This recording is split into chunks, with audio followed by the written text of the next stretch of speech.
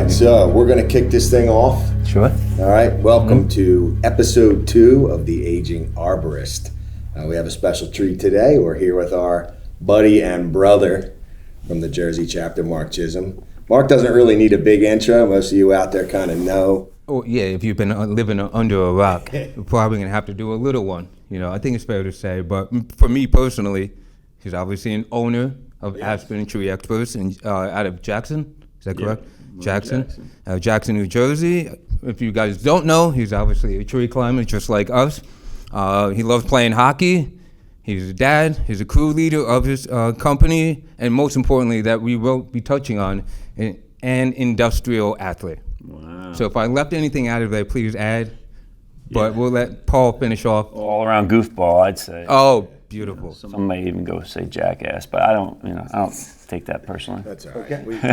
It's a Jersey thing. It is a Jersey thing. It's a compliment in Jersey. Everyone out there doesn't know that. That's but right. That's true.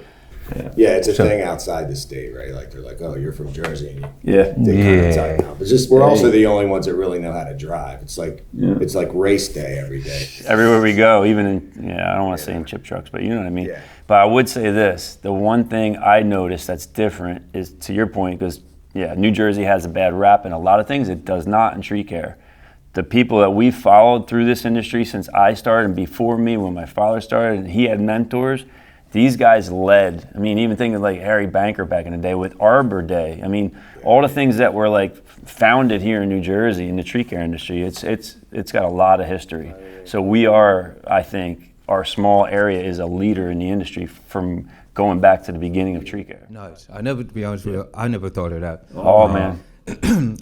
Which we'll dive into at some point later or even now, but I know that there's history to it, but I'm interested, since you're a third generation, if you know stuff and then you kind of throw it out there. And one of the questions was, we're just getting into it. You know what I mean? Let's go. Let's go. Mark opened up, and I'm like, okay. So much for a wonderful. Let's roll. So this is how I think.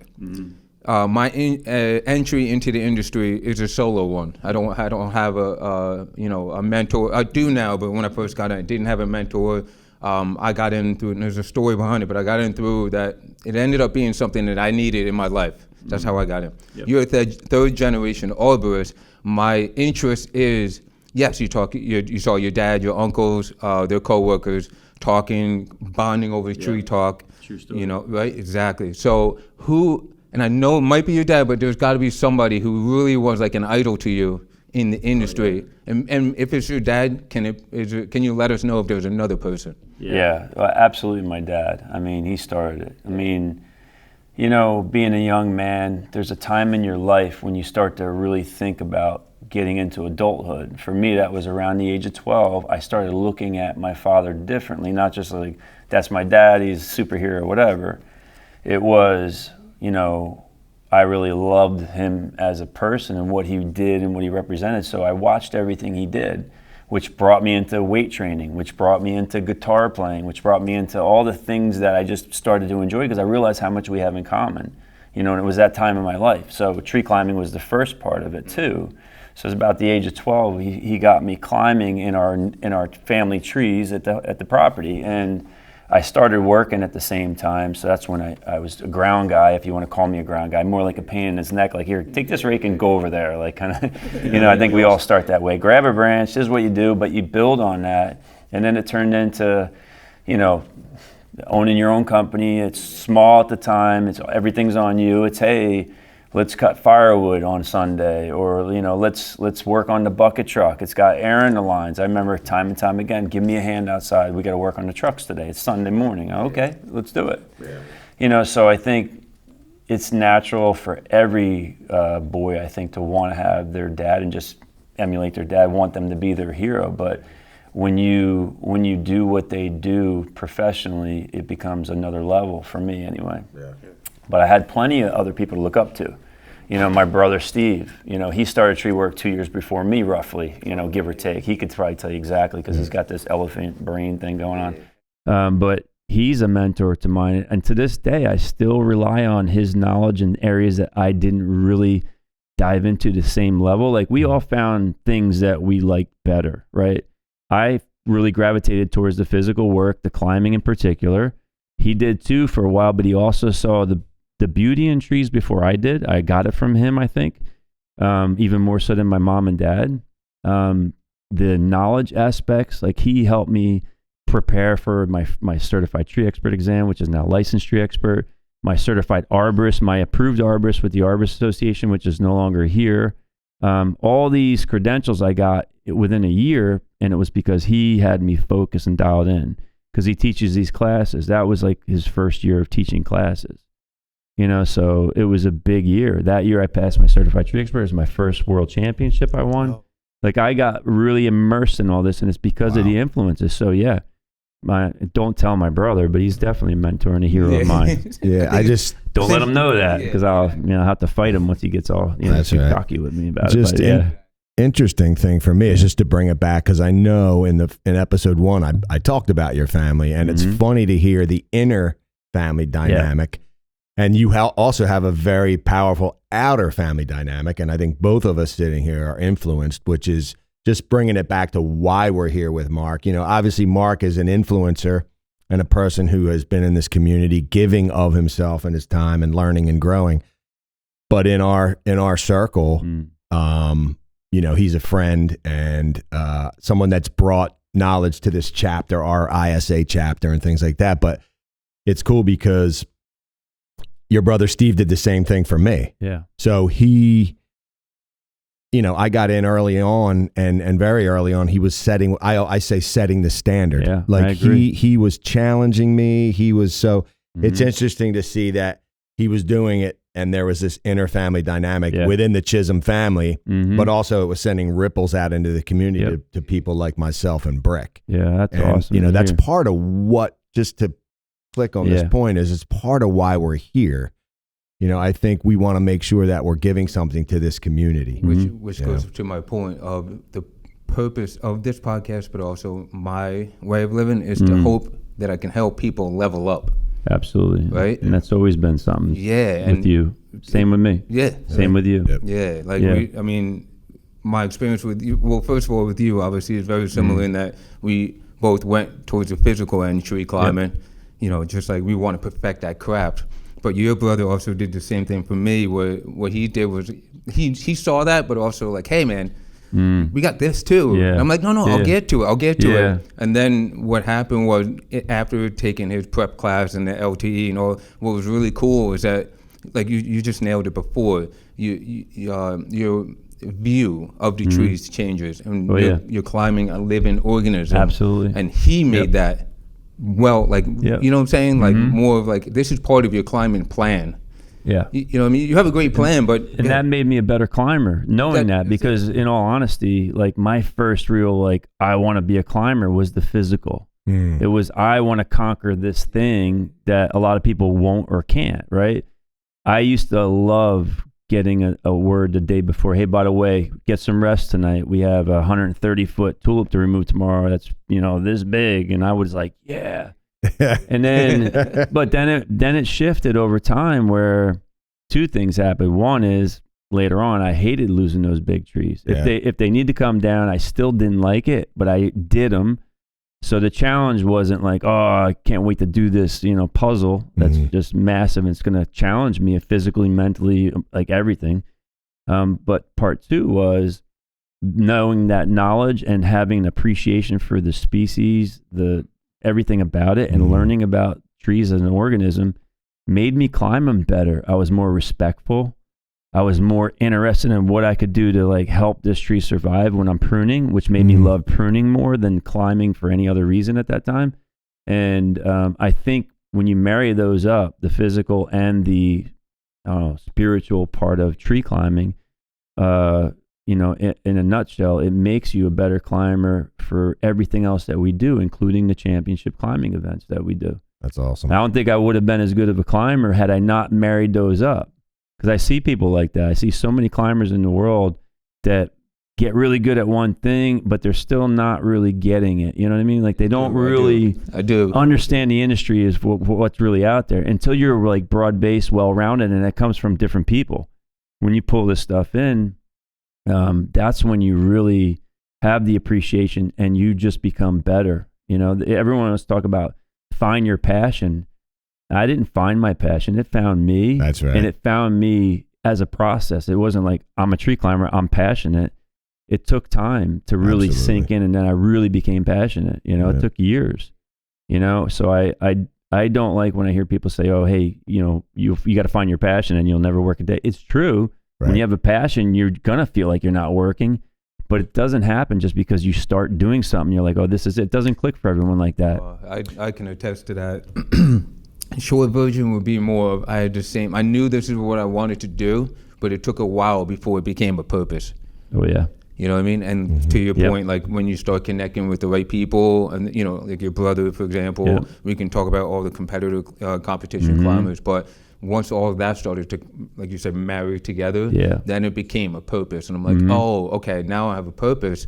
Where am I going? What's the next natural, you know, progression? You know, conversation, which is kind of how we're here at the same time. Yeah, I just have a natural question. It's like you segued perfectly for me because it's actually on my list, and this is something I grapple with, and I'm just curious if you do too. So yeah, we've agreed we're all passionate. I don't think we would have the sustained time in the industry we did if we didn't have a passion for it, and all those things you mentioned. I love how you drew the species, all the, you know, it's literally the different way the different woods behave and the way different trees attachments are, and all those little complexities and nuances that that we feel in touch. My question is this: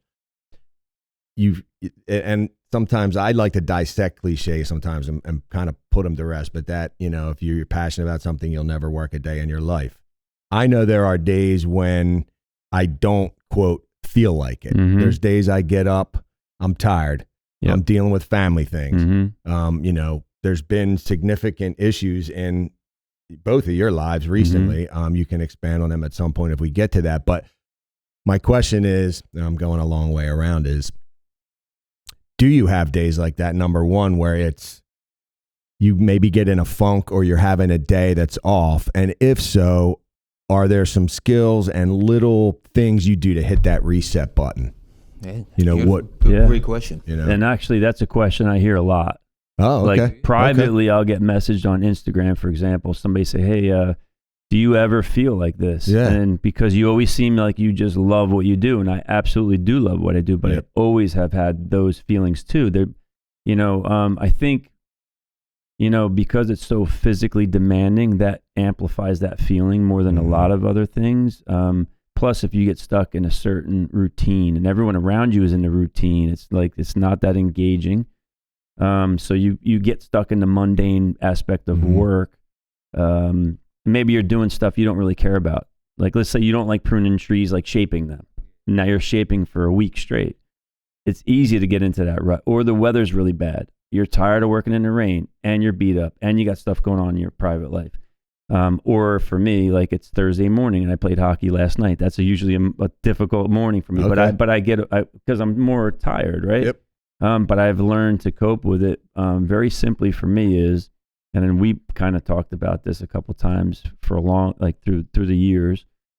I find just digging into the work satisfies that. When you start feeling like, I don't know, I don't feel that excited to do it, challenge yourself to just go in there and say, you know what? I'm just going to dig in and work hard, physically work hard. You know, challenge myself to just climb a little faster, pick up something heavy, you know, like all day long. Like if you're working with your ground people around you, try to outwork them. Like challenge yourself throughout the day. And also knowing that, because I've been through it plenty of times, I know that it's a blip on the radar.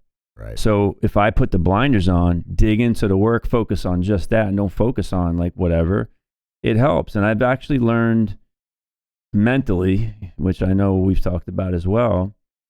I come into work, say a day like today, and I got whatever, dozens and dozens of guys around, and I pay attention to their energy, and I see the theme is, oh, it's going to be so hot today, right? What do I hear? Oh, I hear they're already beat before they start because it's very natural. It's human. And they had a hard day yesterday, for example. Like, what I do is try to shift that with very simple techniques, not even really trying to overthink it. I go out there and I hear that, I'll say to them, how hot's it going to be? Oh, it's going to be like 97 today. I was like, damn, that sucks. I was hoping it was going to be over 100. And they're like, what? I was like, oh, I love working when it's more hot like that. The hotter, the better. And meanwhile, I don't want a lot of course. hot. What I want is them to realize, yeah, maybe it's not so bad. Yeah. Maybe it isn't any worse than the day prior. And in that split second, it gets easier. And now they can focus and be like, yeah, maybe it's not so bad. And I tell them to challenge themselves, right? Yeah. Remind me jumping in. Yeah, of course. So that right there is why you're a leader. Well, I didn't get that from myself. I could tell you people I got it from. My dad's one. Okay. My grandmother as well. Her attitude was just always on me, and she was fantastic. But I got plenty of mentors and people I love. And usually leaders have mentors. Yes. So 100% agree with that. But what I was going to say, the reason why this key to jump in now is because what you're doing, you're not telling them. Like, you're in it with them. You're like, it's 100 degrees. I like it. You're in there with them, and that's. I just want. Because they're like, and nobody wants to do it. I don't care who you are. Like, at some point, it's going to get tiring. Absolutely. But the mindset is what you just nailed on. But more importantly, you're in there already. You're doing it with them. Yep. I think that's the key thing too. No doubt. I just want to add to what you're saying. So, like you said, dig in. Is there a way to simplify that? Like, what you did was one way, but is there, like, this is what I do with my guys or anybody that works with me, is when school, you want to get 100 on your test. At no point do you purposely get an 80 or 70, or at no point. Your job, regardless if you're tired, regardless of what you're going through, is you're trying to get 100% on this test. That means every time you lanyard in when you go to cut, I cannot lanyard in, and it's fine, I'll be okay, but I'm not going to get 100 on my test. Right. And the reason why I like to use that is because when I'm tired, when I'm having a hard time with personal challenges, that doesn't change. So I'll never be able to use that as an excuse why I'm not getting 100%. Exactly. You know what I mean? So it'd be like, why didn't you do that? Because I was tired. Like, well, that's an excuse. That is. Yeah. But are you saying you were so tired you physically can open the carabiner and then put it around the tree, but then get out of the tree? Yeah. Right? At that point, and then I would imagine, all three of us are leaders, I would imagine at that point, if somebody said, I physically can't do this, we would make the adjustment and be like, okay, get out. We're keeping you safe. Yeah, I'll do it. Exactly. You know? Yeah, and I think based on everything you're just saying, one thing that comes to mind is that, I think we all know this, but it's good to remind ourselves of this too, not just like preaching to anybody, but even just thinking to myself, is that when you feel that underprepared, or this is harder than normal, like it's 100 degrees and you're great when it's 80, but 100 is really hard. The adversity is what makes you better prepared for the future, and makes you work in 98 degrees today. Guess what? 100 isn't that big of a difference. You know what I mean? So that's just one analogy. Like, let's just say you're tired today and you still did that tree that was so hard, and you had things going on in your mind. That's like a confidence boost, because everybody tells you this who really thinks about it on a deep level, is that when you do hard stuff and you keep your promises to yourself, you impress yourself, you build confidence within yourself. You can't build confidence by writing a bunch of things on a wall and like reciting them to yourself, right? The confidence comes from, I can't believe I got that done. I even doubted I could do it, but I stuck with it and I tried it and I did do it. I mean, countless times. And when you build those up, you just become like a force that, you almost feel like there's nothing you can achieve within reason. I'm not saying, you're stupid about it, but yeah. So I think those moments, I mean, people ask me a lot about the championship climbing events. What's your favorite climb? What year was your favorite year? You know which ones aren't? Really? The ones I won. They're not the most memorable to me. Yeah. They're fantastic because it acknowledges that you achieved something you were set out to achieve.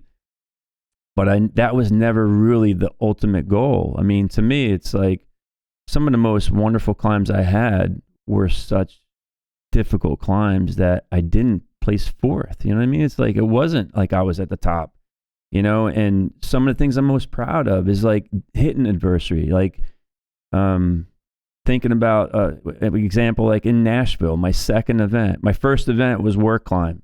I was number one in the tree, as we all know is not the best spot. It's difficult. on that level, it's even harder to be the first one up. You don't see anything. You don't know what's that. You don't get to learn from each other. I'm first one up. I won that event that year. Won the work climb, which is like, to me, was a boost, because I'm like, all right, so that showed me, even though I was doubting it, it actually worked out. Mm-hmm. My next event, throw line, I got a 0. The very next event, what did I do? I used my confidence from things I've done prior, and I put it in the rearview mirror, and I didn't think about it. You know what I did that year? Won the prelims. Oh, with a 0 and throw a line. I did that twice. And the reason I mention it is because a lot of people have this long-term memory. Like, they can't forget about something they screwed up. What I've learned, and this isn't me speaking, I've learned it from listening to other people talk on podcasts and all these other things. Some of the most impressive achievers in anything you look at in life, one thing they share a quality is they can put stuff behind them in about 6 seconds, like no time. Yep. That was not great, but you know what? Now I got to focus on this. I don't even remember that anymore. I'm going on. And I think I've tried to teach people that when we talk theory on climbing, I said, whatever happened in the event behind you, forget it. And I tell them the story about like winning prelims. Why? Because it makes it achievable when you hear someone else has done it. Yep. And I'm not the first one, by the way, but it made a big difference in how I approach a lot of things in life. These setbacks sometimes are your best gift. Yeah, they're learning experience for sure. And it's funny, I don't know how many people watching are sports fans, but I feel this way too about sports figures that I've watched, pitchers and quarterbacks. I always think, because they're in the spotlight. Guys making a drive, there's limited time on the clock, he throws a pick. He throws an interception. He can either just sulk back to the bench, but he's got to make another play later. Well, now what did you learn? Did you know where that defender was, right? So what I'm hearing is that same mentality. And I want to make sure, I just want to hit the pause for a second and make sure that you just unpacked so much valuable, basically like mental warfare information. So if you're listening and this is going by quick, do yourself a favor and go back and listen to that last 3-minute rant for a minute, because it's and I have this thing. I did a thing in my I have a little website where I dump information and I write, and I have a thing where I talk about those challenges and people that have achieved great things through those adversities. And it's like, it's a law of nature. I want to build a muscle, I break it down. My bone breaks, they set it, it calcifies where that break was. That tree moves and bends, where does it lay down most wood? Where it's most stressed. So this is literally a universal law, a law that, in my opinion, and I don't hide from this, it's one of God's laws. It's one of the principles. We stress and we strain and we rub up against life. We work hard, we get calluses, our hands are more equipped. Absolutely. So that stress and strain you're talking about, if we learn to embrace, and now this is a big thing with like Goggins and all, embrace the suck, do the hard things. And we all love what Goggins stands for and how he is. He's a great influence. And this is, it's like that whole embrace the suck mentality. Definitely super critical. To the point, which will lead right into my next question, because the problem I'm having, like the three of us can talk about the suck. We have people, we have we have a lot of people we can connect with that can understand that and do the same thing.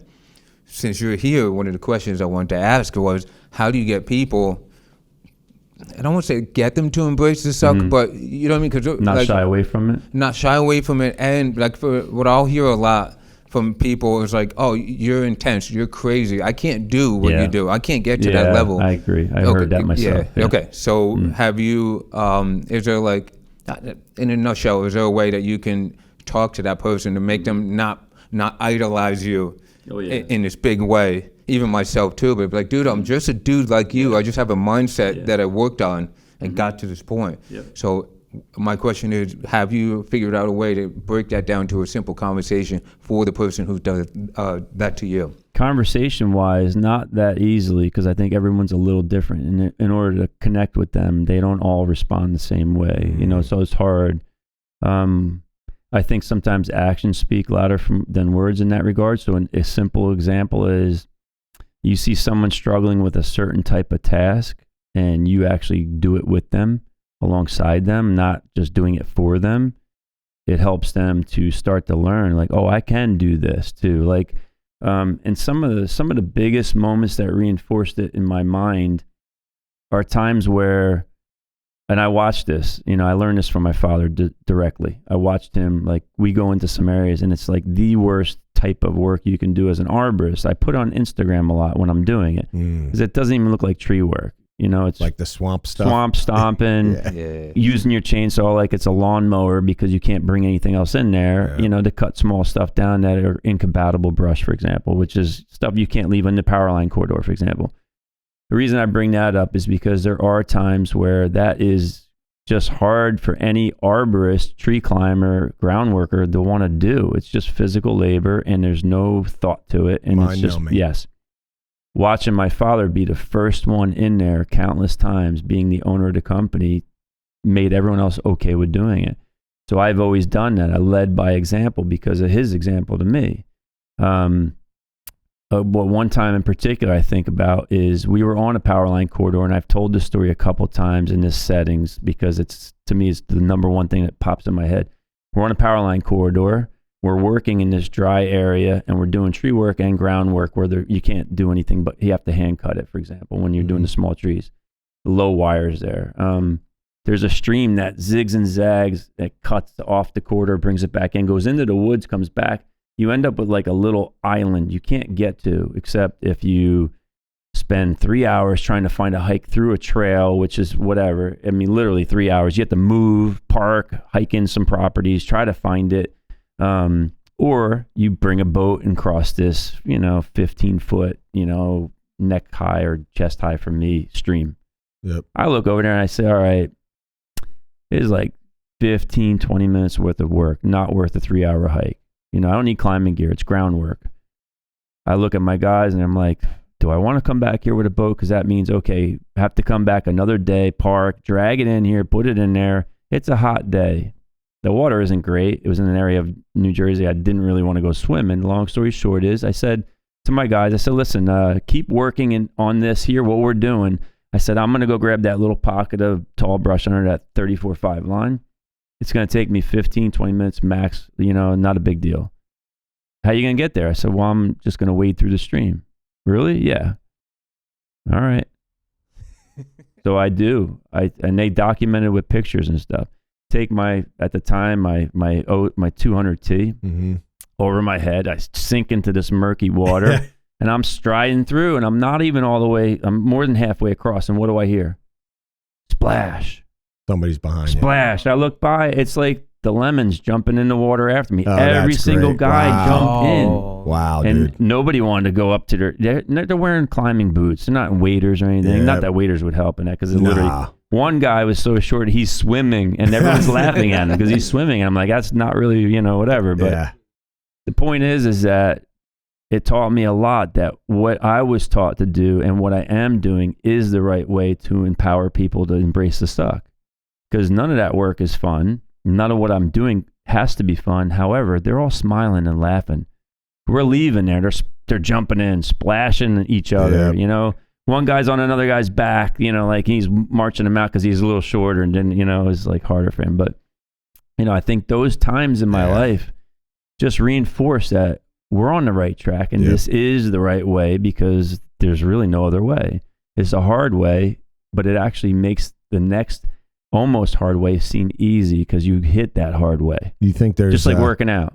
You think there's a bonding that occurs through that process? Absolutely. Yeah, absolutely. I think the morale goes through the roof when everybody's together and doing the hard stuff. Yep. When it's so easy, there's no morale boost. No one's learning and growing. You don't learn until you're challenged, and doing the mundane stuff isn't challenging. It's just those times where you get taken out of your comfort zone and you get pushed. Whether it's weather, whether it's working with someone, that stuff challenges you. And when you get through it, you're like, man, I can do this. Yeah. I love that image of them jumping in after you. It's an incredible, powerful image. And I also love that bonding thing. And I love how you said you bond through doing the difficult things together. And I think to some degree, and I mentioned this in episode 1, is that's why this community resonates with one another. If you got an operator who you know is a good person, who's doing the right things, they're wearing their PPE, they're doing things the right way. You look at someone that maybe you recognize or maybe you don't, you make eye contact going across a trade show floor or something. There's a nod. Oh, yeah. And oftentimes it's because we understand. Yeah. Like I know you're here in Jersey. We're in the mid-Atlantic. The humidity showed up mid-June, and it ain't leaving till mid-September. And it's tough. But you know what? It is what it is. My son said to me the other day, and I actually love this. We got done, and he goes, "Is it weird, Dad, that I feel more like a man today having strength?" And I looked at him. I was like, "No, son." I was like, "It's very toxically masculine." I'm like, "But I love it, you know." Good for him. And I think, it was a lesson learned, and I make it a point not to bitch about it. I might to you guys go, "How's the heat?" I'm sweating in unholy places, that kind of stuff. But ultimately, I think co-laboring through those difficult things, man. You want to bond a team. You want to do something. I mean, that's and what you know about. what? In all honesty, we all know no matter what we're talking about, within reason, there's somewhere out there someone's in the worst case scenario, but someone almost always has it worse than you, no matter what you're looking at. You want to think about on any level, you could find somebody who has it worse than, even on the weather side. Oh, it's so hot here. Well, there's people in Florida doing it right now today like it's nothing. But we're complaining about a hot streak. You know what I mean? They do it for months on end. Same thing on the flip side of cold. When my guys are like, I have people say from down south saying, "I don't know how you guys do it up there in the cold." You're like, and I'm like, well, you know what? I said, you should try it up in Canada. There's so many places way worse than I deal with, and they do it. I mean, even the rain. First time I did training out west. I'm in Seattle area, and I'm with these guys, and it starts to rain. I'm thinking, oh, they're probably going to pack it in. We'll go inside and do some stuff for a little while. No, you know what they did? They one by one went and got rain gear on. And we just kept climbing. And I was like, I can do this. Yeah, how many days a year you think would they miss? Absolutely. Right? It's you got so many available. Right? Life is perspective. Correct. But it's funny. You guys may or may not know. Kevin Ham. Ham's our coach. Well, it's funny because he's out in the Midwest. And like it was, I don't know what it was. Let's call it, mid-20s and windy, and he's out there. He's like, and he's showing me like the thermometer, like on his post. And I messaged him. I'm like, I feel like less of a man. Like I'm like, and same with Todd Kramer. He's in like Chicagoland. Chicagoland, windy, cold, coming off the Great Lakes. But that paradigm shift, that perspective shift, I think is really important. I'm never ever a fan of people who take the victim mentality on anything in life. It's hard. Things happen that are very difficult to deal with, but when you let that control your life, your decision making, whatever, and change who you are or who you could be, I think that's a big mistake. I think rather do like you said, embrace the suck. So there's a guy who's on I listen to quite a bit podcasts and on YouTube and such. You remember Ed Milet? Oh yeah, dude. So Ed Milet has this one thing that he says about it, and he's just like, things happen either to you or for you. It's up to you how you view it, more or less. I'm paraphrasing. Because he said it many, many times. And I thought about it, and I actually lived it in many ways. And I didn't think about it until I saw him talk about it. But even my last world championship, 2 months prior to the New Jersey championship, I separated my shoulder in hockey. I got boarded, got knocked out. Hit the deck hard. Went to grab my stick and get up, and I couldn't figure out how to use my arm, so I grabbed it with my other arm. I started skating off. I'm a little wobbly. I'm like, wow, this is new. I've never felt like this before. Went to the bench because you have to when they blow a whistle on you.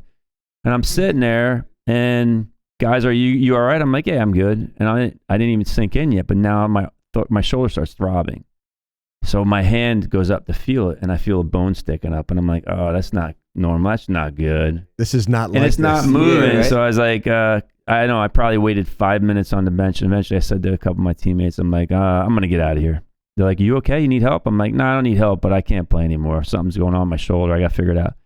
Went to the hospital, blah, blah, blah. Short version is I couldn't do anything physically with that arm until the week of the New Jersey championship. Let me jump in real quick. So just for the people listening, we went to the tree conference, and it was in Rutgers, and you were there with the sling on. Oh, yeah. I was wearing a sling for a while. Yeah. It was like I think it happened in April, and our competition was in June, like early April to early June. 2 months or so, I could just not for the do people anything. listening, it's true. I saw Mark Chisholm in a sling and been like, Yeah, dang. I did for sure. So, okay. I went to that competition with no confidence. I hadn't climbed in 2 months. I haven't even done a pull-up in 2 months. Wow. The week of, my doctor said, okay, let's test a little bit. Try to do a pull-up, hang on, see if it hurts. If it doesn't hurt, just go for it, whatever. Because it was class 2 separation where you could do surgery, but you could try to rehab it. It was right on the verge. He's like, if you were a pro quarterback, I'd do surgery without question, but you're just going to have a goofy looking shoulder, and it won't be bad, but you'll have a little arthritis later in life, which I was like, yeah, I'm going to have it anyway, probably. I'm a tree climber. Do you know what I do? Anyway, so I started climbing again like a couple days prior to championship, but muscle memory took over. I think in my mind, I skated in barely. Like I barely won that competition that year. But what I did was to get ready for the world championships, which were in Chicago that year. I trained like a fiend. I did that 300 workout all the time. Is that when that started? That workout? I started before that, but I used it, especially during this, to get back into endurance shape too, because I couldn't do anything for 2 months hardly. Yep. No strength, pull-ups galore, all this stuff. And what happened was, at that competition, it rained the first day, poured and like soaked the whole competition site. We couldn't climb. We stayed indoors all day and did stuff like this as a group, told stories and things. And it was great, but we couldn't climb all day. So what did it mean? You're doing all the events in one day the next day, and we're starting climbing at 6 a.m. 6:30 with a bell right around. I finished my Masters Challenge, the last one to climb that day, at 8:30 something at night, and it was dark. I couldn't see my throw line on the ground. I'm like, I think I'm leaving gear behind because I can't see it. That's nuts. And I ended up winning. And you know why I think I won that year is because I felt super prepared, mentally stronger, and physically I was unstoppable personally for myself. Like on my own level, if I gauge my own thermostat, I was operating at the highest level because I was physically prepared. So even though we did all this in one day and it was a long, long day, I was ready to climb 10 more hours if needed. I felt it. Like I was not tired where I normally would. So I think it taught me a lot of lessons. And I thought about Ed Milet when he's talking like this was my Ed Milet kind of story in my mind is that shoulder injury happened for me, or I might not have been a champion that year. Yeah, which goes to your point about the victim mentality, which is like the worst thing because what was me? That's right. And if you did you get stuck there, you wouldn't have pushed forward. I don't take credit for doing it. Honestly, I think I was taught to do that, but I dug into the work, and I became a freak, like you said, to what you do.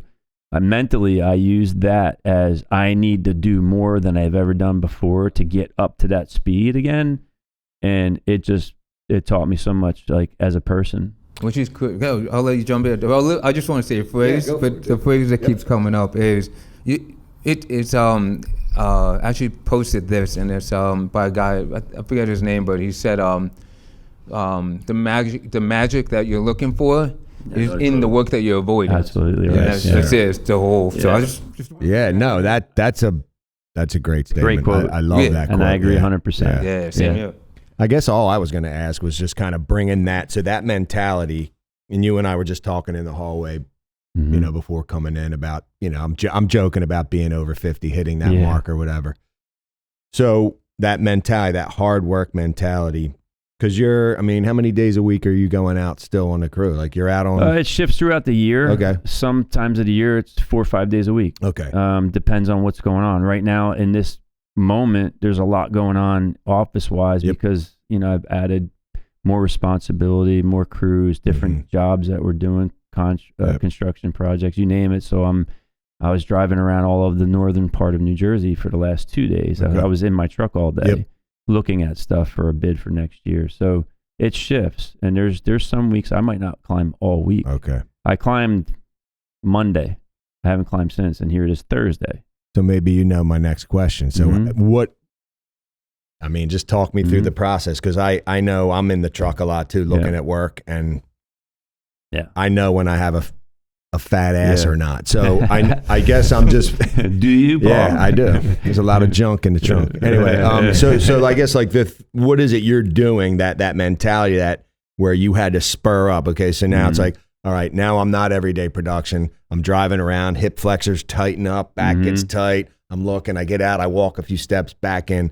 What things are you doing? And it might seem, I'm sure you're asked this a lot, but I want to make sure I touch on it because I just want people to understand that transitional period. A lot of people go through that. Yeah. They're climbers, they're foremen. All of a sudden it's like, hey, we're going to give you some sales responsibility, but a couple days a week in a month, we want you to climb. Yeah. What kind of things are you doing? What are some key points that you cover? Is it a lot of strength? Is it strength and endurance? Is it flexibility? Is it all of it? What kind of things are you doing to keep yourself able to transition from that truck back into the tree?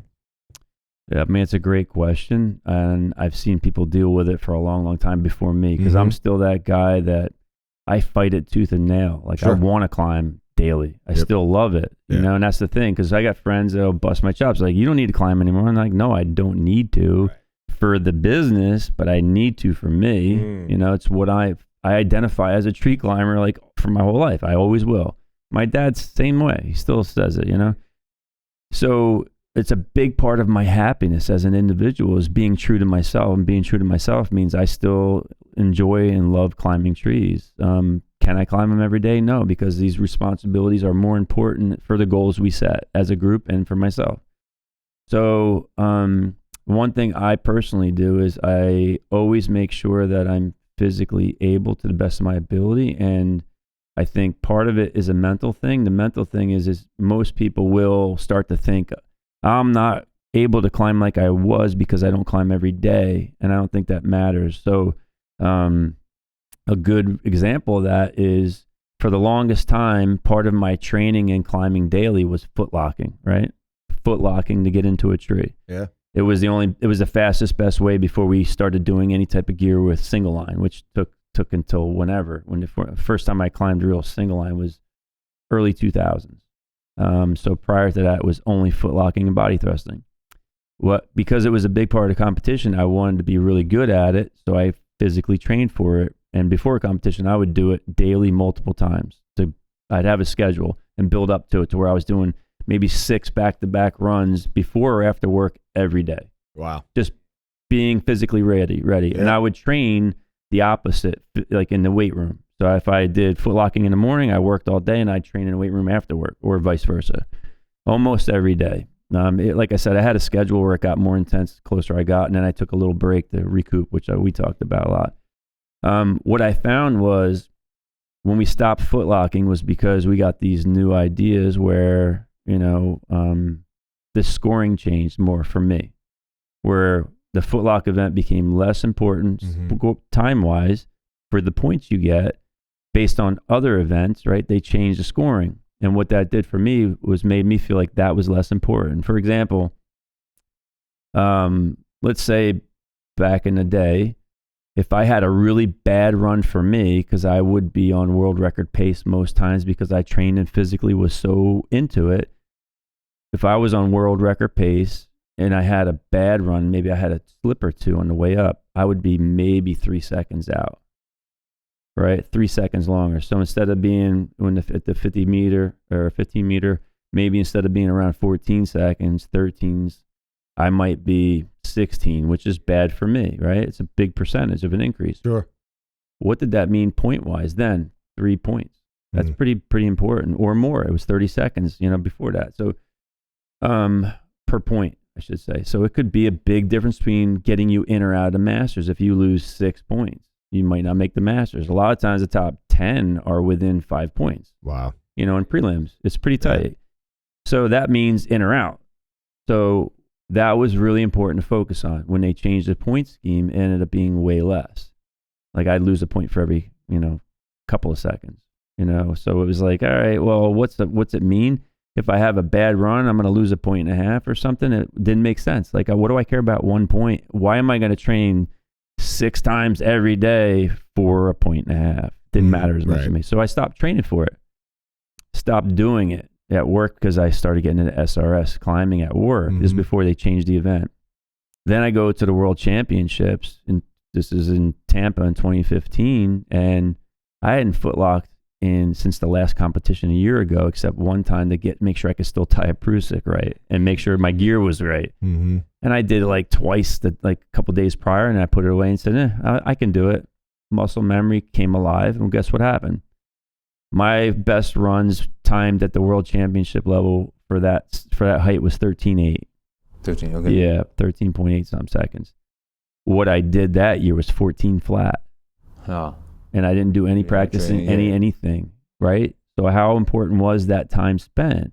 The point of all the story is, and I did it 2 days in a row because we did the head-to-head the next day, exactly 14 seconds again. So I'm like, all right, so I wasted so much time in my life. What did I do this? Yeah, no, yeah.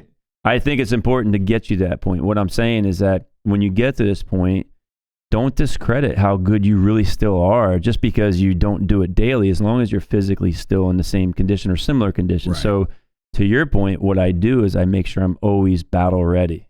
Like no matter if I'm going to ride in a truck all day tomorrow, I'm still like this morning, what am I doing? I'm getting up, I'm having coffee, doing what I normally do, and then I'm hitting the gym. Because what I did to prepare for tree climbing my whole life, I still do. Yep. And it doesn't matter if I do it daily or not. You know, I'm still prepared.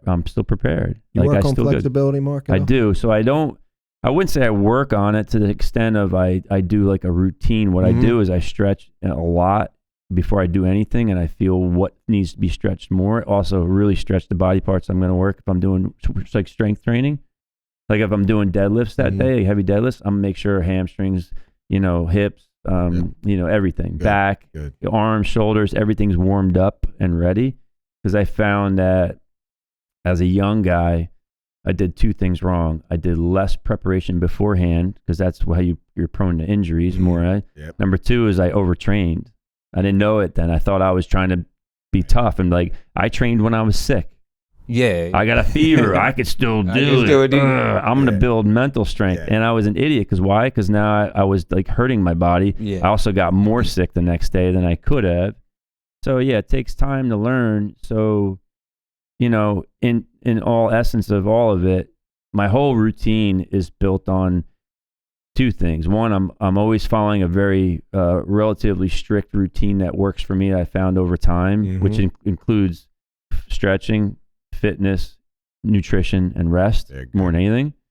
And then mental preparation on a lot of levels, doing things but part of my mental strength or my mental routine is working out. It does a world of good for me to keep my mindset straight. I need to exercise to be exercising my mind as well. So that's number one, is always doing that. Number two is moderation. I don't beat myself up for missing a workout because I'm tired, because I'm getting sick, or, I don't have, me, I don't have any problem having beers with the guys or eating burgers like every week. Like I'm not like super strict, but I'm consistent. Yeah. And I think consistency, when you find what works for you and you can find something that you're consistent with, that's the long-term goal of like a habit. A lifestyle, if you will, which works for the long term. So in and out of the truck doesn't matter to me as long as I'm true to that. Yep. Because I'm almost always ready. Am I 100%? Probably not. Am I 90? Most times. Right. Yeah. You're trying to get 100% to test. Yeah. Well, it's funny, and this is, not to make this about me, but and you probably remember this. The sharing stories part. It was 2 years ago or 3 years ago. Comp. It was a big white oak, and there was a line in it. And I was like, I'm on a body thrust. Oh, yeah. You remember that? I do. And everybody's like, you're going to body. What? And I'm like, yeah. And for me, it was I was kind of like challenging myself, looking for a pump, trying to get the arms, the hands you were up in working. The tree all day that day. Yeah. Right? And I just remember guys like, there were some guys doing the walk. They were coming up as I was going up. And it was like a thing like, oh, that dude's like, he's going old school, And I'm like, well, that's kind of what I do, know? But I love it. But the muscle memory, like you said, like I was just like, I got in a groove, and it was like, but I think that'll happen sometimes. Like I'll go out on the crew and I'll psych myself out where I'm like, man, I don't know if I got this today. It's totally normal, I think. And then I'm but suddenly like the 30, 40 years worth of whatever, just kind of, it happens. Yeah, it comes to play. I tell my son sometimes my calluses, like I still have them. My hands are like, they say they're like, baseball mitts or whatever, because I'm not a big glove guy. But like I'll feel the calluses come back sometimes. I swear it feels like within a day. Yeah. Like you put stress on it and the body just responds. Knows what to do. Yeah. And I wanted to add in there, like you just drove home the point. I think to bring it down to a nutshell, he asked a question, and the answer is consistency is the key. Yeah. Which both of you, and myself included, I'm getting more time in the industry, but what you both said was when you have that muscle memory and you've been doing it for a long time and you do it really well, that never really goes away. Yeah. But if you're not consistent, it's harder to implement that. For sure. You know what I mean? So Yep. you just said, am I 100% no, but I'm about 90%. That's you trying to implement it. Yep. But like you said, you have responsibilities where you have to go take care of because that's a priority. It makes sense. Yep. But I feel like maybe, I'm not sure for the listeners, but maybe a lot of people get that position, myself included, as a supervisor. You get that position, you let everything else not be consistent. Yeah. And that's what makes it harder to return to the trade, harder to get into the trade. Agreed. I think that's what it sounds like based on I what you guys 100% agree. Yeah, I agree Right? with that. And I think it makes me cringe when people I know almost brag about that. Oh, I don't have to climb anymore. I don't have to do, and they look like they don't have to climb anymore, and they look like they're not eating right and they're not doing physical stuff. So you don't have to fall in that trap to do what you have to do. And part of it is just, doing the hard stuff regularly that keeps you like ready. Why don't you want to be ready to fight a bear when you got to? You know what I mean? right. I mean, figuratively or realistically, it's I don't true. know. No, I just got back from hiking. Right. Yeah. I was ready. Did you fight a bear? Did you ride a bear? Did you No, but wrestle I him? did not. But you were ready. Clearly, You were ready. but I was ready. I was battle ready. He wasn't gonna back down. No, not Trick's ready to And do damage. I think all that is just basically every day being true to whatever that is that you need to do for you to feel your optimal best and always be okay. Like, I'm never satisfied with what I'm doing today. I'm still biohacking, if you will. Like, to this day, I'm trying new stuff. You saw me drinking something earlier, but I mean, to me, I'm always listening. Like right now, I'm intermittent fasting. I never did that before this prior year. It's like, I don't know if it's going to work for me long term, but I'm listening to science. I listen to peers. I listen to mentors, and I say, yeah, works for them. I'll give it a shot. It doesn't mean it's going to work for you. I learned, for me personally, you got to be self-aware and, gauge it against that. Don't get blinded by what, like even in tree climbing, I hate people that just try to emulate somebody they think has it dialed in, because it doesn't always work for you. Like, I think the best climbers on that note they try everything, they're open to everything, they learn everything, and then they dial it in and say, nah, this doesn't work good for me. I'm not that good on X piece of gear. I'm better on Y. Or I'm better at blending these for this type of climb rather than just sticking to one because I'm stubborn. So I think you got to be self-aware in life too. Yeah, it's amazing. And be okay with being wrong. Yeah, and I think you just nailed the point, because we were kind of talking on the older end of the group. Yes. You just nailed the point for the younger. That's me, by the way. No, you're old. You're older, not old. I don't know. Hey, listen, I don't ever shy away from that. Dude. No. I'm telling you, I know it. It's No, I never know. an insult to me. No. So when I do some talks like at Expo or something, I get asked two questions. One, you already asked, how often do you climb still? Because that's an interesting question. Yep. And one of the reasons for that is because most people think you can't climb until this age and that's it. I mean, I grew up with somebody who told me, I remember to this day, he's like, hey, when you get to be my age, you better be able to do something else because your body won't be able to do what you're doing. I'm like, and then I look back, I'm like, he was like not even 40. Wow. Like, I won the world championships at 40. He was way wrong. Wow. But if you think like that, it's like you believe. If somebody tells you, hey, don't eat onions, they're horrible, and you grow up doing that and then you never taste them,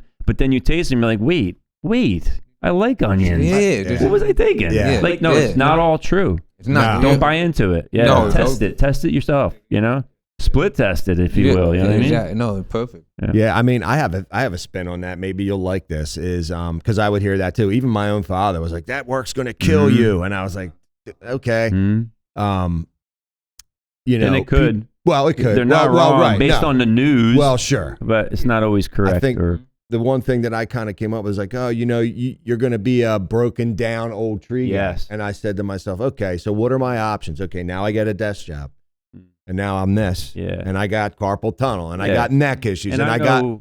Yeah. I mean, so I can either be out and active and physically moving my body, straining, testing, grinding, moving, rubbing up against the hard things of life. And these bodies were designed to work. And when you do, right, or I can sit and be sedentary and take that cushy You can take that job, but doesn't mean you have to be cushy about it. You could do your job and still do the other stuff on in your own time. I think that makes perfect sense to me. But and I'm not saying this to like blow smoke or like try to hook up with you, but I think you hear it a lot. Like, you look really good for whatever age you are.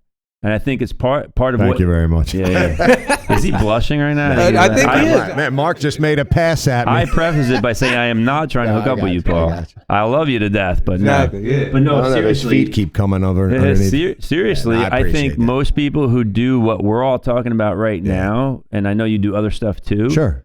I think it suits the human body because it's evident in how you look. You hear about that chronological age, biological age issue.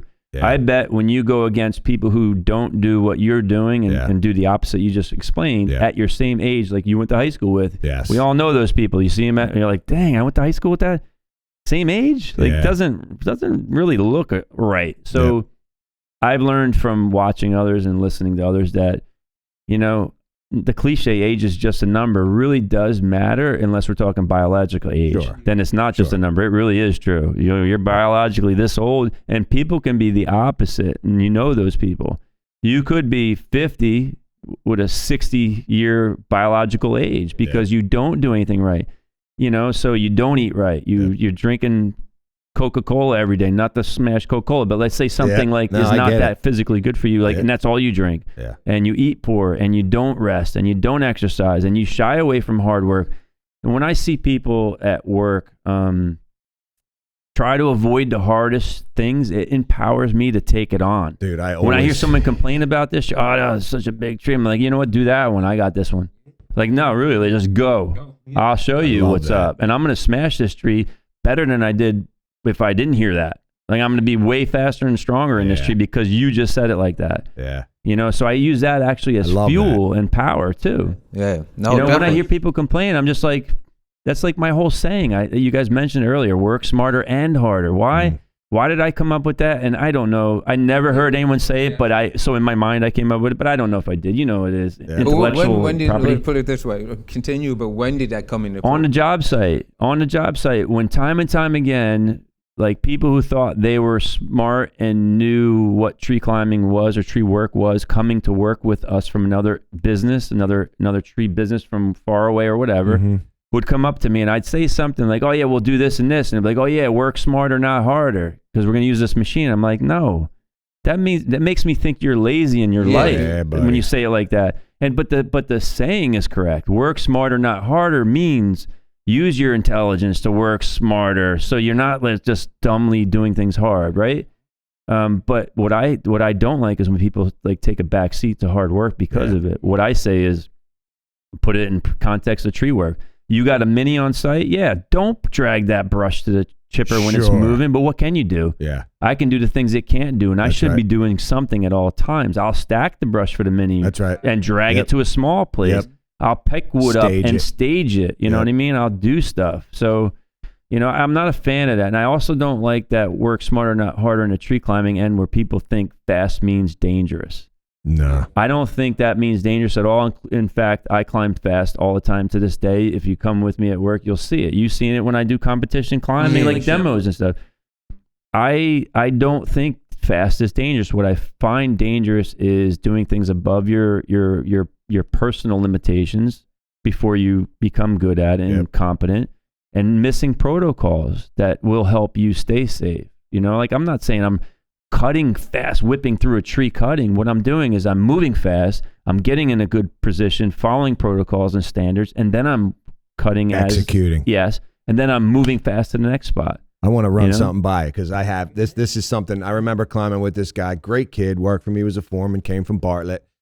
We climbed together a lot, and he comes down one day and he's shaking his head and he's like, I don't understand it. And I'm like, what? And he's like, I'm watching you, and it doesn't seem like it's not like you're trying to fly around the tree. I'm not watching. He's like, but every time he's like, you're done and you're packing up gear, and so we talked about it, and this is kind of what it sounds like. Tell me if I'm onto something here. I call it gap management. Oh, yeah. It's like, so I have a task. I'm not rushing dangerously through the task. I set up, I lanyard in, I check my lanyard, I fire up the saw, I sink it, I double check. I have this thing in my mind. I always double check. I've been 2-checking my lanyard since day whatever. Yep.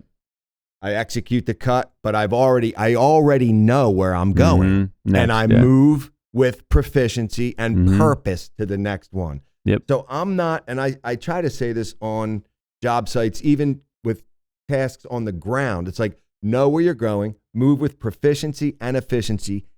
If you shrink those cycle times down, big if it's difference. a 1 minute, if it's a 30-second difference, and I'm doing 50 of those, I just saved 20 minutes off the process. Yep.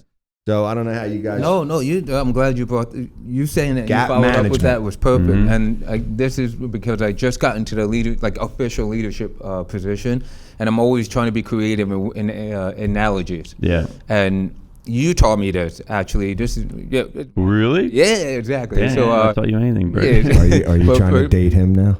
Yeah. No, I'm just kidding. No, but exactly for the competition. With the work climb, the thing that stuck out, you said to me, usually from the beginning to the first bell, it's always a weird angle, like a flat angle, and you want to go super fast, but it can look just sloppy. looks choppy. Yes, exactly. It looks choppy, so it's like find that gear that makes it smooth, and then because the next one, the angle's better, you can go faster. Wow. According Speed to up. you speed up, but according to your style and your pace, right? And you always keep it smooth, right? So the same thing applies to what you're saying with work. Like take competition out of it. What I try to tell my guys is like, listen, man. Hopefully, if you know how to drive a stick shift in a car, the thing that you're doing is like you're going somewhere. You have to find the right speed that suits your style, your pace to that spot, whether it be on the ground to get. If you're going to get a chainsaw, you can run to pick the chainsaw, but when you have the chainsaw in your hand, don't run with the chainsaw, right? Yeah. Downshift to second gear, and then when you go to cut, maybe look around. You can be like you, move out of the way, and you could go at a certain speed. But then when you start cutting, same thing in a tree. Going to where you, like you said, you visualize where to go, and then going there. You can, based on your style and pace, you can go fast. But when you get there, you downshift to third gear, and then you put the lanyard on and cut fast. Where the reason why I want to drive that point home is actually a tip for the newer people that are interested in the industry. Of like, how do you do this? Like, well, stick shift in the car. We look fast because we're doing those gear shifts the whole time. But we've spent years building that up. So for you guys, the newer people, I should say, that's what you should focus on. Like speed will come. You just got to figure out which gear to put it into. And it does come. And what you said to lead this all off is something I love 100% is with purpose, move with purpose. If you're a young person out there wanting to impress me on the job, first time you're coming to work with me, there's a few things you can do. When you know what your task is, when we say, hey, you're going to prune that tree, blah, blah, blah, blah, blah, get your gear quick. Get to the tree quick. Get in the tree quick. Why? None of that is dangerous as long as you're following protocol. I'm not saying take a shortcut and take a throw line shot. That's no good. But I'm saying get good at that stuff. Think that it matters. What you do in the tree matters too. But you know how much time is wasted getting to the tree and in the tree? It's ridiculous out there. When you get good at that, guess what? The rest of it you get good at too. Move with purpose. Walk with purpose. Climb with purpose. Dude, I mean, imagine just we did a hodgepodge of stuff yesterday. But one of the things we had to do was prune these big hollies. Thousands of snips. Okay, so imagine you're contemplating each snip and how much longer it's going to take versus I'm here and I already see it in my head. It's done. You're now I'm just this and you're looking at where I'm already looking where the next one is. And it's bap, bap, bap. It's a rhythm and it's a pace. And I think that's a metaphor, for all the tasks. There's one thing I want to hit on and it's going back to something you talked about. It's the whole stretching, growing thing. I don't know why I came up with this, but it's just something in my own little world. When you were a kid and you did like water balloons and you bought those little water balloons, you take them out and you go to blow them up. Imagine you go to blow up that balloon and you only put enough air in that balloon just to make it go like that, right? Like when you blow more air in, you give it more capacity. It gets easier every time you do it. So if we're willing to take those boundaries of whatever it is where we feel safe, and it's a tricky balance in our industry because, and this is where I think leadership, like you guys are in key positions, and I mentioned this before with my kid, but I've done it for multiple crews over 30 years, is I kind of cherry pick what they do, right? So like I'm managing their risk by what I'm putting them on. but there are also those like stretch jobs where you know someone can handle it, but they don't know. Yeah.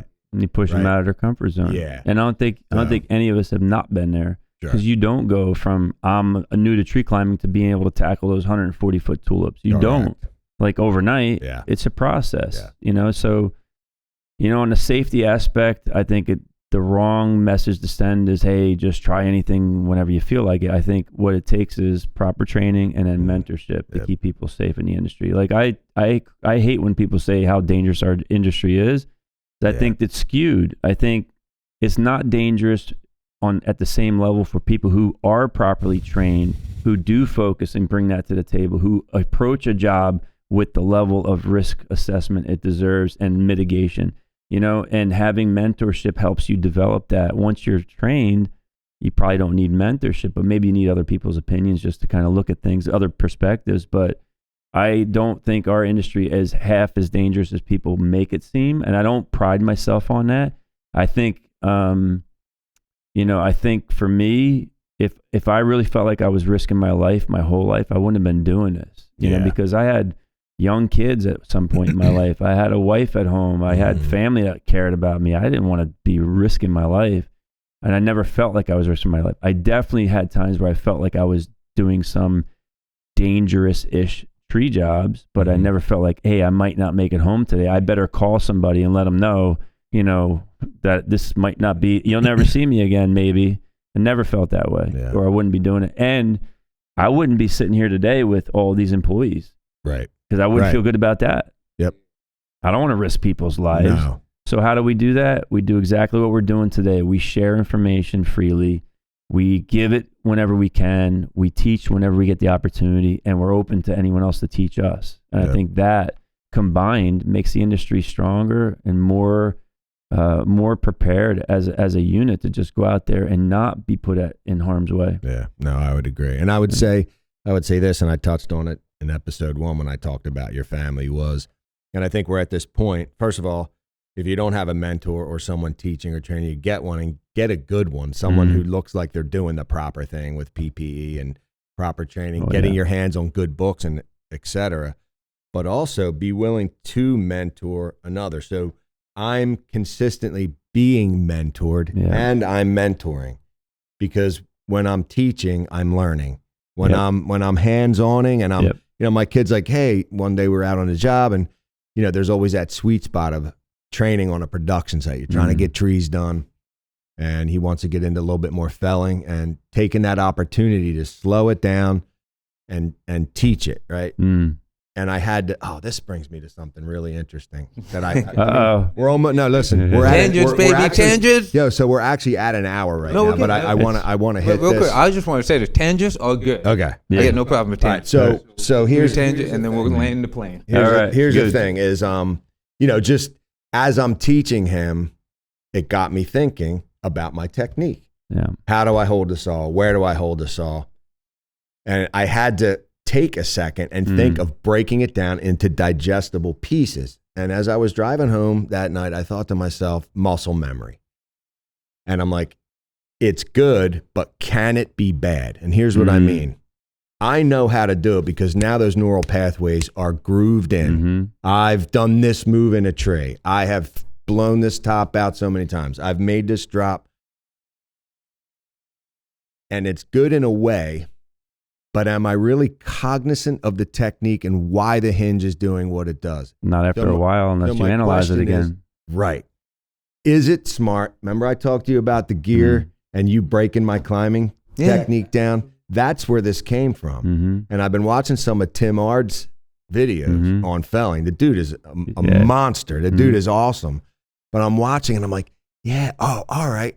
And I'm like, I know this, but when was the last time I thought about it? When was the last time I thought about, you know, the geometry of the saw and it's set up to do these things? And so until you teach it. Yeah. And so I guess what I'm saying is, like, how do we, because, you know, when you listen to Dr. Ball, and he talks about that complacency factor, you know, I wonder if that muscle memory and almost that cruise control that we get in, how do we fight that? And I think to some degree, part of why I've been safe is because I'm willing to think about that.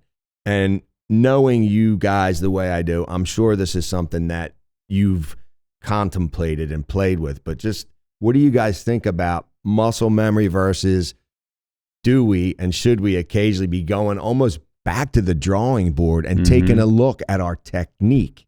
Yeah. Whether it's felling, setting up hinges, Mason was saying, one of the guys was showing him about, stay with the tree and you can steer it and all. And I was like, that's not the greatest because a lot of accidents happen. I'm like, you can set the tree up to fall like you want it and then just trip the tree. Yeah. And so I don't know how you guys feel about it. If it's cool, I just want to just add my part, and then since you're the guest, we'll let you drive that point home. Yeah, pressure, but drive that point home this way. You know what I mean? But I just wanted to reiterate my point before about the test. Every day, every job, every tree, every task, you're taking a test. And if you're aiming to get 100, and myself included, mind you, but you're aiming to get 100% on that test. So a short example is, I was in a red oak, I had to get dead wood. Super simple. The tree's 40 feet tall, couple dead limbs, this and that, whatever. And then I went out and put my lanyard on like I normally do, but I put it on I would say the upper rings, the waist, not the hips. Yeah. And I was like, and I know I put them on the hips because the idea is if you slip, fall, whatever, you fall into a sitting position. And I was like, it's just simple cut. And then I went to go pull out my handsaw, but the limb I was on broke. I was laying it in, but I was laying it in at my waist, and it's an awkward position. But the guys didn't see it. It was like back to speed. I finish everything. I do everything. Now, mind you, the guys on the ground, I already know they can't tell. I get out of the tree. I'm like, and I always talk about the test. And I'm like, oh, you crush it over. I'm like, yeah, but to be honest with you, I didn't get 100. And I'm like, what do you mean? I'm like, oh, and that spot was over there in the dead limb that I was standing on broke. Yeah, what about it? I'm like, well, I wasn't laying it in the way I should be laying it in. And they're like, really? I'm like, you couldn't tell? I'm like, no. But I was like, but I'm admitting to you. Yeah. Like, I need you to remember that. Like, every day, every tree that I do, I'm always making sure I get 100% on the test so I don't become complacent. That's my response. I totally get it. And I don't even know that I'm talking about complacency, lazy. It's about, a complacency plus constant awareness during the process, which goes back, which would be another episode, but Bushido code of conduct, the samurais. Like, you bring that sword out, you're conscious of every movement of that sword the whole time. At no point are you doing something not paying attention to it. So I'll hand it off to you. Yeah, well, I think one thing I love about your story is that you're very good at being okay with everyone telling them when you have a near miss or an incident that no one saw. I think that's a credit to you because that's what we need to do as an industry too, is we don't hide this stuff. We share those. And I do it all the time. When I do a safety meeting, a lot of times I try to think of what did I have happen that maybe can share with someone else where I screwed up. Why it also brings a human factor in. Like, now you're not this person up on a pedestal that I can't be like. You're just like me, like whatever. Just do the hard work and you'll be just like me. But your story makes me think of, I remember hearing on a podcast, because I listen to them a lot when I'm driving, especially because why waste my time? Try to use that to try to learn and grow too. Amen. So I was listening to a podcast and he talked about a study with mice where they put food in the thing and they make them go through this thing and they monitor their brain activity while they do it. And while they're sniffing this whole thing out, trying to figure out where they're at, what they're doing, activity is crazy, right? It's moving a lot. The second time they put in there, almost no activity. Why? Because it's redundant. They know the route. They're not sniffing it out again. They just sniffed that. They know where to turn here and they know where the food is. So that's the same point. So I think we all do that. Yep. I think when you get into like, I have done a removal just like this every day, you start losing track of what you're doing. And I think that sets you up for some higher risk. Doesn't mean you're going to have an issue, but maybe you're going to have something. So one thing I do personally now, because if I'm not climbing every day, I realize there are little things I'll do that I would never used to do, that I miss a little step or I'm worried about something. So what do? I pause, like you say. When I know there's a high risk element to what I'm doing, say coming off the crane and transferring into the tree the other day, first thing I do is I lanyard in, I look, listen, and feel to make sure it's clipped. I don't just clip and not look at it. I test it before I trust it. Look at it, test it, then I detach. Why? Because so many people like you and me and people in that part of their career where they're in and out of the tree, doing other things, maybe not as in tune as they used to, kind of think they are, and they might not be as focused. So when I hear of accidents, the point of talking about accidents is huge. I look at that accident and say, all right, how do I avoid that happening to me? Because I'm just as vulnerable. Sure. I don't care how good you think you are, you're just as vulnerable to an accident. And as soon as you lose sight of it is when it's going to pop up and you'll have that accident. So I'm very in tune with that. I always highlight when I make mistakes, I think about them deeply. Why did I do that? And is something else lurking next time? And then I share it so other people don't have that same issue. And then I'm always like really taking a pause at the right times, managing my gaps, like you said, to use your terminology. Awesome. It's funny. I remember this harkens me back to a job. I don't know, maybe it's 2 years ago. I had Rick out. Rick Yost, South Jersey tree guy. He's got his knuckle boom out there. And we're working on, I got one guy in a tree, taking a tree down by the pool, and he grappled everything down to a spar, and we needed to pick it out. And I was like, hey, I'm here. I'm gonna gear up. And I hadn't climbed in a while, but it's routine. I'm just slinging and cutting, you know. And I just, you know, we've been friends a long time. He knows me, and he's under me, you know, standing there with his remote. And I'm like, just do me a favor. I'm like, I haven't been up in a while. I'm just going to take my time. I'm going to get my gear set. And I said, just keep an eye. Yeah. I was like, I need your eyes on me. Just make sure I don't do anything stupid. And so, and he understood. And we just, so it's just having that relationship and that rapport, and just not trying to go complete macho, kind of like balls to the wall, but like knowing myself and knowing that, and I've talked about this before too, that there are these transitional periods. Coming out of a weekend is one. You have a weekend mindset. You're with your family. You're hanging out. You're chill. It's Monday morning. I've got to figure out a way to slow roll back into my groove. Or rushing to get home. You got a party that night. You got a birthday party for your child, or it's Halloween, or this or that, and you're distracted. I mean, you've got to take that and say, you know what, I'm gonna harness my energy. So I always talk about that with crane training, like we just did last week. I always feel like you have to really learn to harness that energy and bring it down to a good place, because sometimes the energy is too much and it makes you not so focused. You lose track. You know, it can rule you. And so when I get into that mentality, I'm like, you know what, just go a little slower than you think you need to go, because it's still really fast. It's still good. Yes. You know, and then I dial it in, and I think I'm more calculated, more predictable. And you know, I remember the day I felt exactly like you were talking about on a job site. I was doing a crane job, this big ash tree, and I told Hugh, you know, my number one guy that works for me, I said, hey, on the headset, I'm like, listen, I did, that was out of balance. I pinched my saw once. I don't normally do this like this too often, so pay an extra attention to me, because I feel like I'm a little out of sync. You know, and he did. And it was incident free, but I also won't say that just by acknowledging it and saying it out loud makes it more real. And I probably was more in tune after that moment when I said, hey, I'm a little off today, and I opened up and said it to him. It made me more on than I was. So I think it helped.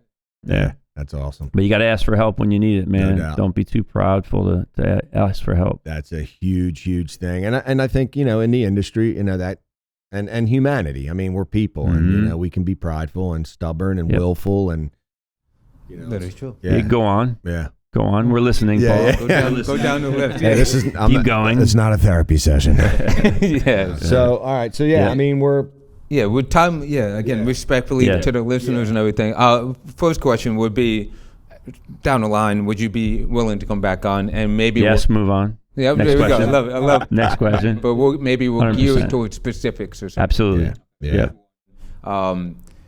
Thank you. I mean, honestly, please. You know, we really do it. Honestly, it's a great honor. Obviously, we're buddies, but you obviously also have you're on a pedestal for a lot of people. Stop! You trying to hook up with me too? You got Paul to bless now too. I know. But that's great. Thank you.